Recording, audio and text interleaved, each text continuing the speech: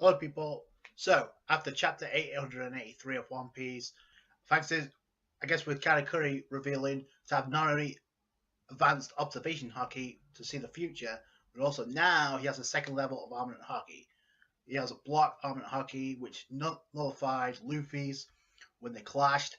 His arm pretty much broke down under it. So, now that I introduced an interesting concept that may help out certain characters in the future of One Piece. So, not only that, we also got Curry that we thought we would.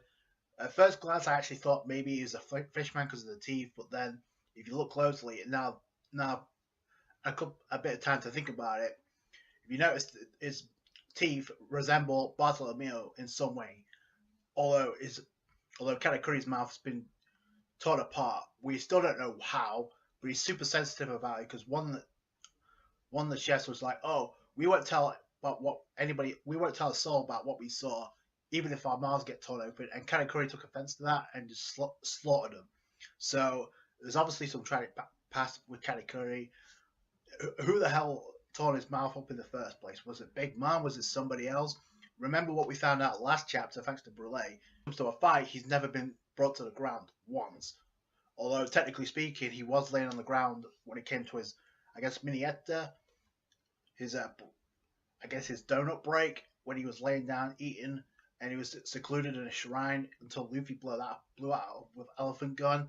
So up until that point, we were meant to believe that Katakuri's never been anywhere but sat down. Now that's changed, and the hierarchy in Katakuri, the turning point in this fight is obviously there. I guess the annoyance of some people, because a lot of people say, "Oh, here we go, the power of the MC, the main character."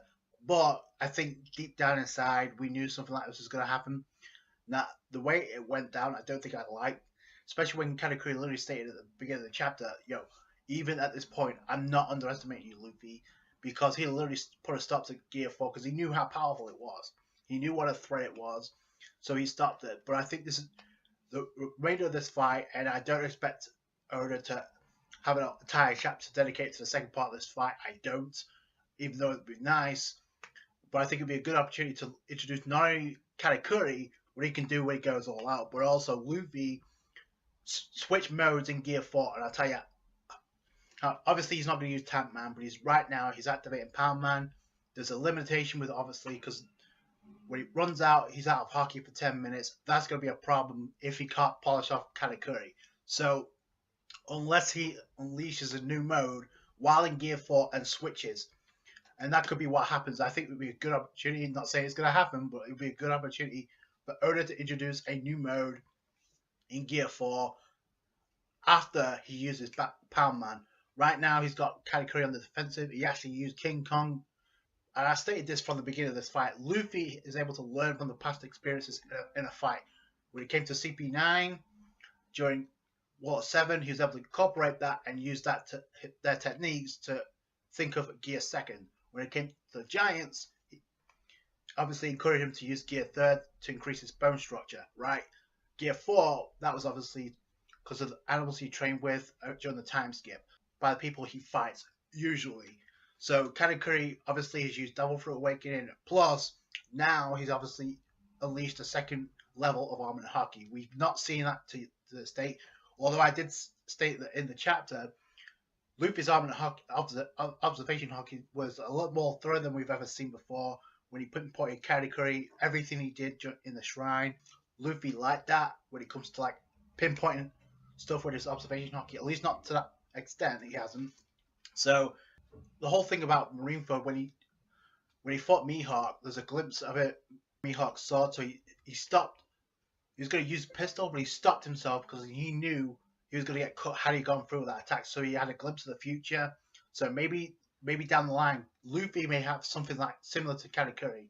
Now, the second level of Armament Haki and the second level of Observation Haki may play a role for not only Luffy, but other Straw Hat members, possibly Zoro and Sanji. I would like to see diversity, and I'd like to see most of the crew get a power-up boost, at least by the time we reach Wano, because they're going to need it against Kaido, especially Luffy, which is why I'm saying now would be a good opportunity, a good time as any, to unleash a new mode in Gear 4 while experiencing this fight with Katakuri. Because Luffy stated, "I'm not gonna eat that because I don't like mochi." So he's not going into Tank Man. So I think now would be a good opportunity to introduce a new mode in Gear 4. I've been saying it from the beginning of this fight. It's kind of cool if Luffy does something new, maybe a new technique as well.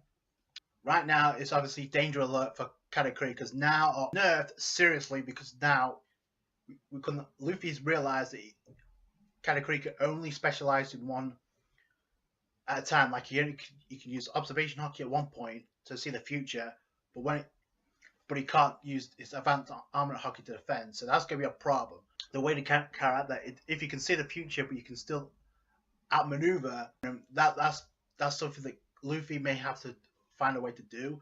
And maybe in Gear 4 is a good chance. Was it the black tea there, the iced tea that was referenced? So maybe because Jinbei used that as hot water to actually free Luffy from Katakuri's mochi a while back in this arc, maybe Luffy will use that to his advantage. And I've been saying maybe Luffy would do something similar to what he did with Crocodile, where he doused himself in water, or by the end part of the fight, he used his own blood.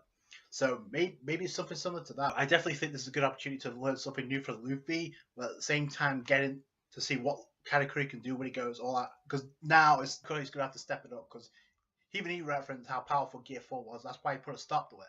But now he's in Gear 4, Katakuri can't do much about it. Which is why when Luffy threw a kick, obviously he threw a kick, Katakuri couldn't see it coming because he tried to use his advanced armament haki, so he couldn't use his observation haki to see the future. So that's obviously a weakness for Katakuri, and it may introduce something for the crew, like I said.